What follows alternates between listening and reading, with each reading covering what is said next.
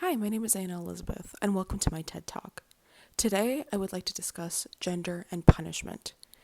This is an issue that has become very prevalent throughout the past years in women's prisons.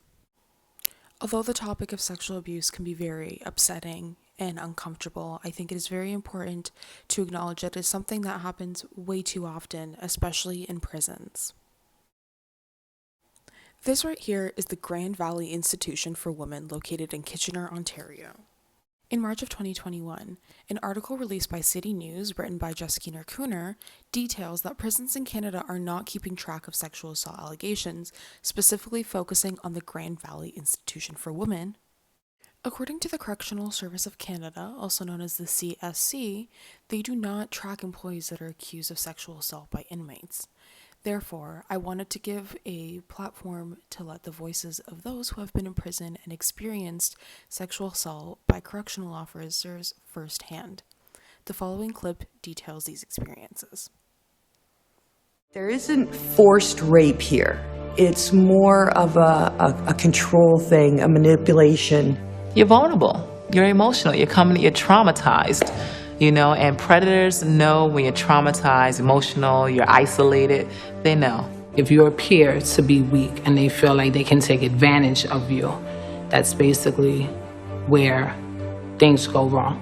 It's very easy when you get here and you have nothing to fall into the trap of taking something from somebody. You don't get a package for 30 days. So someone will come up, oh, well, you need soap. Oh, you need a t-shirt? Here, I'll give you that too.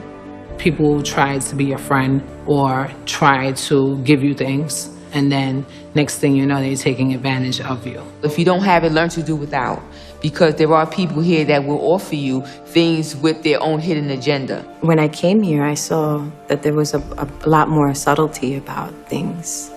That it's not that it wasn't happening, it's just being done differently. Everything comes with a price tag. There's nothing in prison that's free. Sexual abuse in this facility has been going on quietly for years throughout the time I've been here. City News article by Jessica Cooner states that sexual assault in prison is inherent.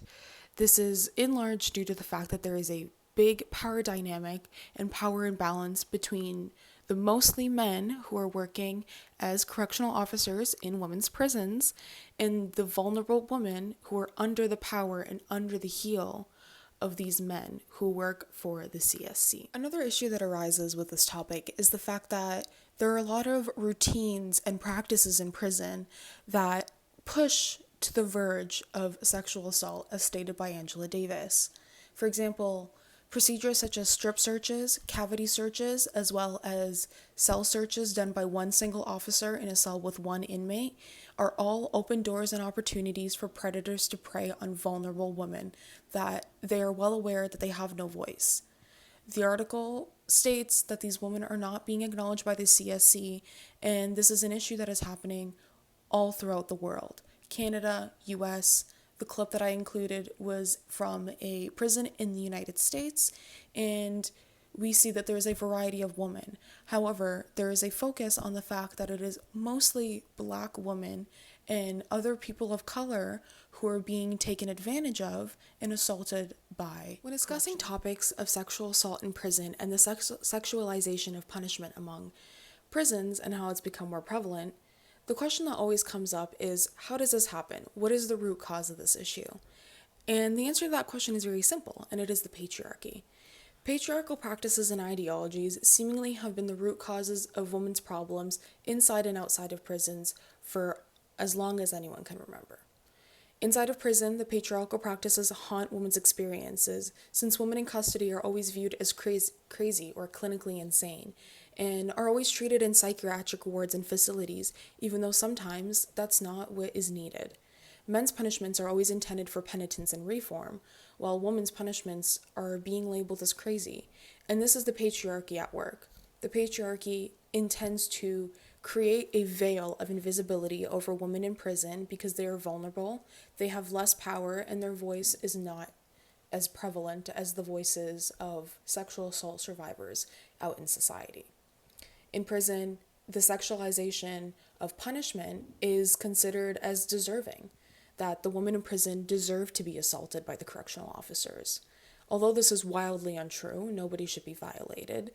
Angela Davis states that the criminalization of Black and Latino women, including persistent images of hypersexuality, serve to justify sexual assaults against them.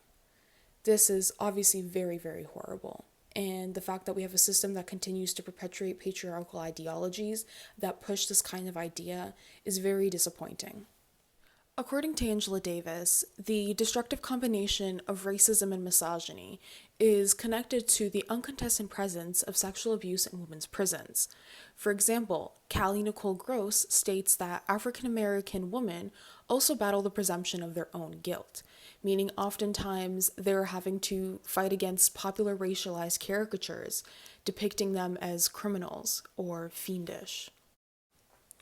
To conclude my discussion, I want to add some final points.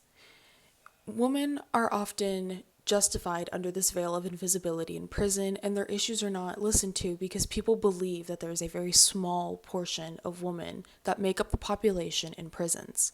However, we learned in fact that this is in fact not true.